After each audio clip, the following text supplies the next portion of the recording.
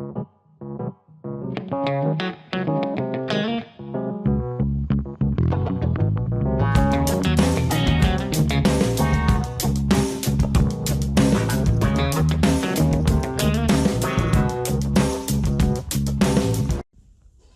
guys, welcome back to Y&R Spoilers. Today I'm going to reveal to you a haunting fear Sharon is facing that prevents her from confronting her stalker. Sharon's fear upon receiving Matt's message.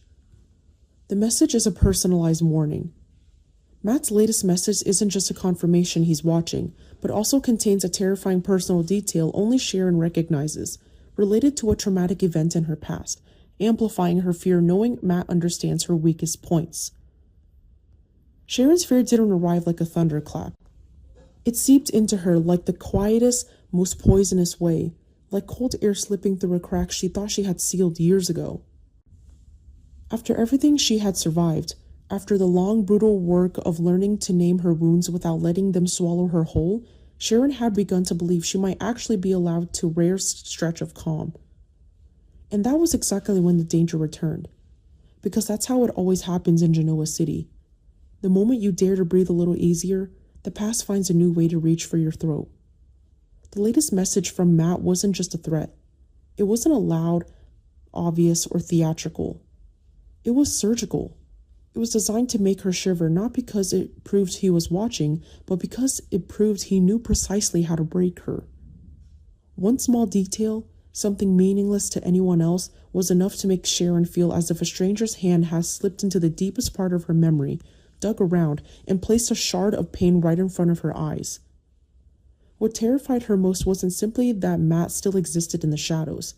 It was that he had studied her soul. When Sharon saw the message, her first reaction wasn't screaming or collapsing.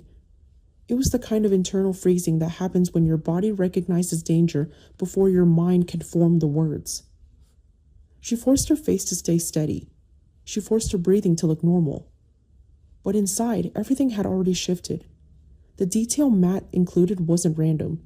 It was a private code written for one person only, and because only Sharon could understand it.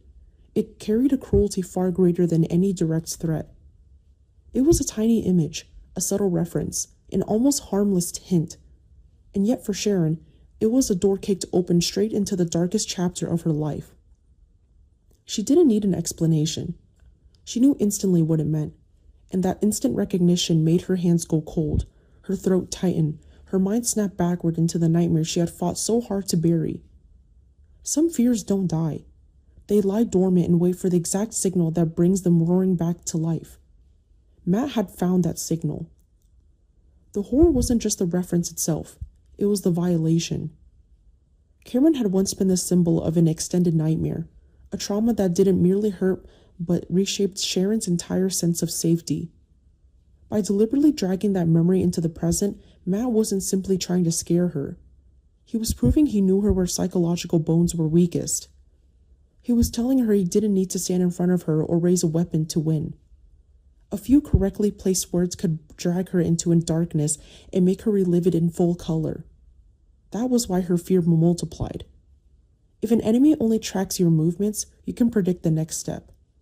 But if an enemy has reached your trauma into the wounds you never fully explained to anyone, then this isn't just a chase. It's a war on the mind. Sharon understood that kind of war can leave scars deeper than anything visible. Still, survival taught Sharon how to remain standing in front of other people. She refused to fall apart in public. She tried to hide the tremor in her eyes. She tried to keep her expression from betraying the storm inside. But her mind was no longer quiet. Suddenly, the present began to blur at the edges, coated with fragments of the past. Ordinary objects felt suspicious. Familiar sounds made her heart clench.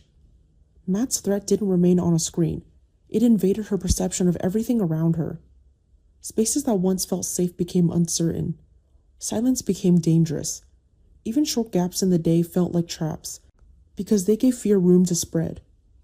Sharon realized Matt wasn't just threatening her. He was building a psychological cage. He didn't need to rush. He only needed her to force her to live inside constant dread, second-guessing every shadow, every pause, every vibration of her phone. That was his cruelty. he turned waiting into torture. That determination wasn't pretty. It wasn't heroic in the way people like to imagine strength. It was born from being cornered. Sharon didn't know where Matt was, what else he knew, whether he planned another psychological blow or a direct strike. That uncertainty also made every plan fragile, but it also made one thing clear: avoiding the fear wouldn't end the nightmare. Matt wouldn't stop because Sharon was scared.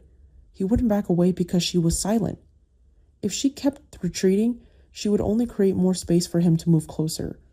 And that was when Sharon began to accept the truth she had been dreading. If she wanted to protect her family, she might have to face the very thing she feared most. And what makes the storyline hit so hard, at least to me, isn't just that Matt is dangerous.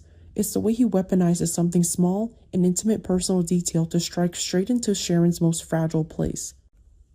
It's tension without noise, terror without spectacle, because it feels human. The idea that your past can be dragged back into your hands by someone who knows exactly where to cut. The harder Sharon tries to stand tall for Nick and Noah, the more you feel her loneliness and her courage existing at the same time. And maybe that's the most frightening part of it all. Sharon is terrified, yes, but she is also changing. If Matt believes touching that old wound will finally destroy her, he may be about to learn something far more dangerous. Sometimes the place that hurt the most becomes the place where a person finds the fiercest strength, right before the storm truly breaks.